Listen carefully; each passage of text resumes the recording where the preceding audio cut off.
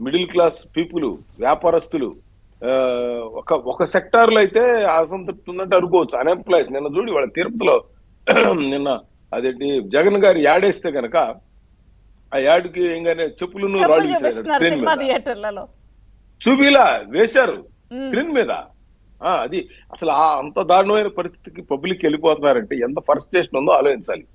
కాకపోతే ఏంటంటే ఇప్పుడు ఏంటంటే వీళ్ళు కేసులు పెడతారు, ఎన్ని భయం ఉంది కాబట్టి. నేను ఇక్కడ ఒక క్వశ్చన్ అడగాలనుకుంటున్నాను బీజేపీ వాళ్ళని పబ్లిక్ తరపు నుంచి. పబ్లిక్ చాలా మందికి క్వశ్చన్ ఉంది. ఏమని మీరు అంటున్నారు ఏమంటే అసలు అది పాలనేనా, ఇంతమంది ఇన్ని వర్గాలు బాధపడుతున్నారు, ఇబ్బంది పడుతున్నారు, చెప్పులు ఇసురుతున్నారు, అసలు ఏమిటిది ఇంత రావణ రాజ్యం అని అంటున్నారు కదా. ఇప్పుడు ఈ 5 ఏళ్లలో 2 సార్లే చంద్రబాబు గారు కేంద్ర పెద్దలతో భేటీ అయ్యారు. నాకు తెలిసి జూలైలో మొన్న ఒకసారి, ఇప్పుడు మళ్ళీ ఒక పిలుపు వస్తే వెళ్ళారు. అంటే మీకు ఇప్పుడు వీళ్ళు గెలుస్తారు కాబట్టే వీళ్ళని మీ పక్కన చేర్చుకోవాలి అని అనుకుంటున్నారన్న ఆరోపణకి ఏం సమాధానం చెప్తారు? అటుంటే మనకు కూడా దెబ్బలు పడతాయి, వీళ్ళు గెలుస్తారు అన్న రిపోర్ట్ వచ్చేసింది కాబట్టి ఇప్పుడు దానికి ఇట్లా చెప్తున్నారు, అందుకే వీళ్ళతో పిలిపిస్తున్నారు, వీళ్ళతో మాట్లాడుతున్నారు అన్న ఆరోపణపై మీ సమాధానం ఏంటి? నేను అదే చెప్తే అవగాహన లేనటువంటి మాటల వల్లే 2019లో కూడా అలయన్స్ ని కొంతమంది ఈ పిచ్చి పిచ్చిగా మాట్లాడుకొని టీవీలో మాట్లాడి, అదే విధంగా అక్కడక్కడ 3 చోట్ల ఓడిపోయారు, మధ్యప్రదేశ్, ఛత్తీస్గఢ్, రాజస్థాన్, అందుకని ఓడిపోతారని అదంటే మన ఓట్లను రద్దు చేశారు. ఈ ఆలోచన అసలు ఎప్పుడు కూడా పొలిటికల్ అవగాహన అనేది బ్రాడ్ మైండ్ తో ఉంటుంది. కింద స్థాయిలో అసలు వీళ్ళకి తెలియదు ఏం జరుగుతుంది అనేది. పబ్లిక్ ఢిల్లీ లెవెల్లో వచ్చేటప్పుడు ఒక రకంగా ఆలోచిస్తారు, స్టేట్ లెవెల్లోకి వచ్చి ఒక ఆలోచిస్తారు. ఇప్పుడు కూడా చెప్తున్నారు ఓడిపోతారా గెలుస్తారు, ఇది కాదు. అలయన్స్లు అనేవి ఎలా ఉంటాయంటే పొలిటికల్ ఎజెండా, ఒక భావాలు కలవాలి ముందు. వీళ్ళ భావాలేంటి ఇక్కడ పూర్తిగా జగన్మోహన్ రెడ్డిది ఎప్పుడు కూడా అవినీతి, లేకపోతే రాష్ట్రం డెవలప్ చేయడం. మోడీ గారిది ఏంటి పూర్తిగా డెవలప్మెంట్, నేషనల్ హైవేస్ అవ్వచ్చు, రైల్వేస్ అవ్వచ్చు. అసలు మీరు ఈ 2014 ముందు భారతదేశం ఎలా ఉంది, 2014 10 ఏళ్లలో ఏముందనేది కామెంట్ చేసే వాళ్ళకి చేస్తుంటారు. దాని గురించి నేను మాట్లాడను. కాశ్మీర్ అవ్వచ్చు, లేకపోతే ఏ స్టేట్ అయినా తీసుకోండి, మనం ఒక పాజిటివ్ గా వెళ్ళాలి అనే దాని మీద మనం ఇవాళ వెళ్తున్నాం.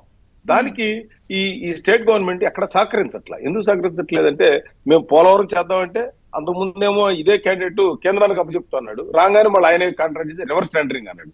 రివర్స్ టెండరింగ్ చేసి ఏం చేశాడంటే ఆ ఉన్నత పడకే పిచ్చేసి ఆ బండు కొట్టుకుపోయి ఇలా జరుగుతుంది. తర్వాత రాజధాని అదే పాదయాత్రలో చెప్పాడు, అమరావతిలో ఎలక్షన్ టైంలో మంగళగిరిలో చెప్పాడు, ఈ రాజధాని రైతుల కళ్ళల్లో ఆనందాన్ని చూస్తాను, రైతులు చాలా ఆనందంగా ఉండాలి, ఎందుకంటే బెటర్ కడతానన్నాడు.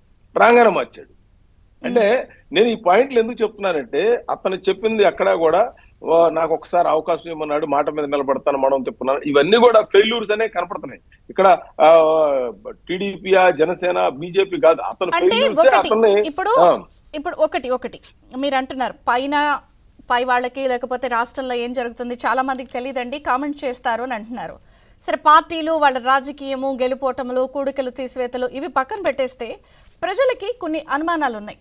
సరే, ఇప్పుడు నేను క్వశ్చన్ అడగట్లా టీడీపీ పొత్తు కోసం బీజేపీ ప్రయత్నిస్తుందా, టీడీపీ కోసం బీజేపీ ప్రయత్నిస్తుందా, బీజేపీ వాళ్ళే టీడీపీ కోసం ప్రయత్నిస్తున్నారా అని పక్కన పెడితే కొన్ని క్వశ్చన్స్ కామన్ పీపుల్ కు ఉన్నాయి. అయ్యేనా వివరణ ఇస్తే బాగుంటుంది కదా అని చాలా మంది చాలా రోజుల నుంచి అనుకుంటున్నారు. ఏమని, అప్పుడు అమరావతి మహిళల మీద అకృత్యాలకు అండగా ఉన్నప్పుడు ఎందుకు మాట్లాడలేదు, లేకపోతే కట్టుబొట్టు మీద బీజేపీ వాళ్లే కామెంట్స్ చేసినప్పుడు ఎందుకంత ధైర్యం చేశారు, బీజేపీలో షా లేకపోతే మోదీ అండ లేకుండా ఈ కామెంట్లు చేశారా, లేకపోతే పలానా కులం బూచి చూపించి అసహ్యంగా ఉపరాష్ట్రపతి లేదా ప్రధాన న్యాయమూర్తి మీదే దుష్ప్రచారం చేసినప్పుడు కూడా స్పందించుంటే బాగుండేది కదా, లేదా అవినీతి అక్రమాలపై కాగ్ నివేదికలు ఎందుకు బుట్టదాఖలయ్యాయి, ఇలా చాలా క్వశ్చన్స్ ఉంటున్నప్పుడు మీరు అంటున్నారు ఆ పై వాళ్ళకి కింద వాళ్ళకి ఏం తెలుస్తుందంటే ప్రజలకు నిజంగా ఇవన్నీ తెలియదు, వాళ్ళకి కనిపించేవి ఇవే.